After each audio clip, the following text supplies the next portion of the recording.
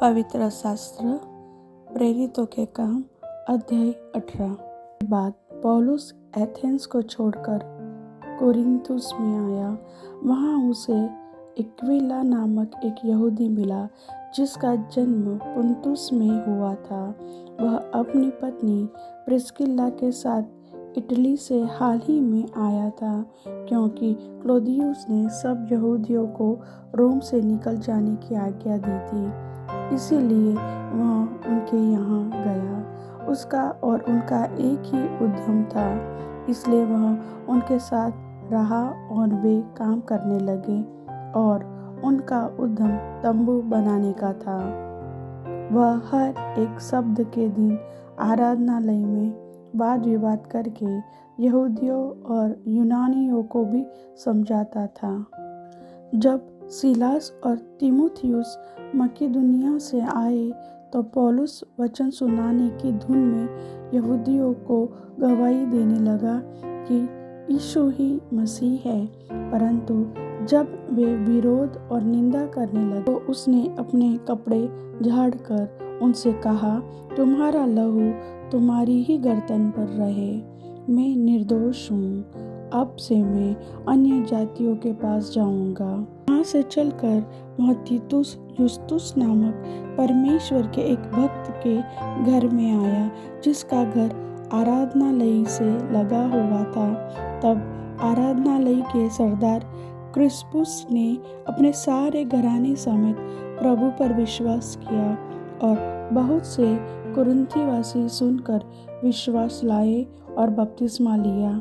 प्रभु ने एक रात दर्शन के द्वारा पौलुस से कहा, मत डर, वरन कहे जा और चुप मत रहे, क्योंकि मैं तेरे साथ हूँ और कोई तुझ पर चढ़ाई करके तेरी हानि न करेगा, क्योंकि इस नगर में मेरे बहुत से लोग हैं। इसलिए वह उनमें परमेश्वर का वचन सिखाते हुए 1.5 वर्ष तक रहा।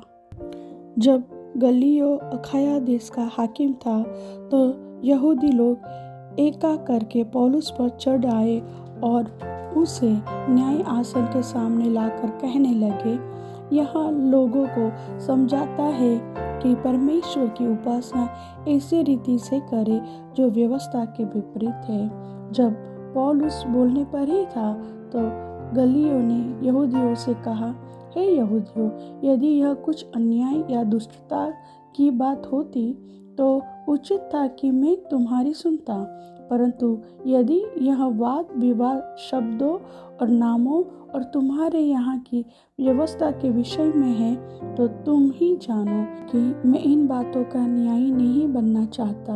और उसने उन्हें न्याय आसन के सामने से निकलवा दिया। तब सब लोगों ने आराधनालय के सरदार सोस्थिनेस को पकड़ के न्याय आसन के सामने मारा, परंतु गल्लियो ने इन बातों की कुछ भी चिंता न की। पौलुस बहुत दिन तक वहाँ रहा, फिर भाइयों से विदा होकर किंक्रिया में इसलिए सिर मुंडाया क्योंकि उसने मन्नत मानी थी, और जहाज पर सीरिया को चल दिया और उसके साथ प्रिस्किल्ला और अक्विला थे।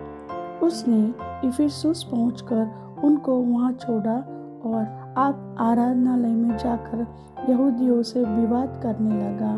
जब उन्होंने उससे विनती की, हमारे साथ और कुछ दिन रहा, तो उसने स्वीकार न किया, परंतु यह कहकर उनसे विदा हुआ, यदि परमेश्वर ने चाहा तो मैं तुम्हारे पास फिर आऊँगा।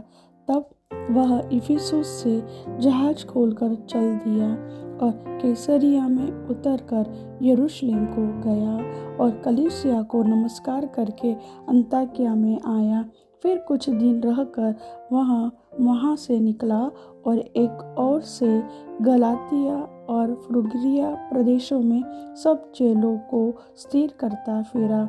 अपुल्लोस नामक एक यहूदी जिसका जन्म सिकंदरिया में हुआ था, जो विद्वान पुरुष था और पवित्र शास्त्र को अच्छी तरह से जानता था, इफिसुस में आया। उसने प्रभु के मार्ग की शिक्षा पाई थी और मन लगाकर यीशु के विषय ठीक ठीक सुनाता और सिखाता था, परंतु वह केवल यूहन्ना के बपतिस्मा की बात जानता था। वह आराधनालय में निडर होकर बोलने लगा, पर प्रिस्किल्ला और अक्विला उसकी बातें सुनकर उसे अपने यहाँ ले गए और परमेश्वर का मार्ग उसको और भी ठीक ठीक बताया। जब उसने निश्चय किया कि पार उतरकर अखाया को जाए, तो भाइयों ने उसे ढाढ़स देकर चेलों को लिखा कि वे उससे अच्छी तरह मिले, और उसने वहां पहुंचकर उन लोगों की बड़ी सहायता की जिन्होंने अनुग्रह के कारण विश्वास किया था, क्योंकि वह पवित्र शास्त्र से प्रमाण दे देकर कि यीशु ही मसीह है, बड़ी प्रबलता से यहूदियों को सबके सामने निरुत्तर करता रहा। प्रभु वचन के सुनने वाले सभी भाई बहनों को आशीष दे। आमीन।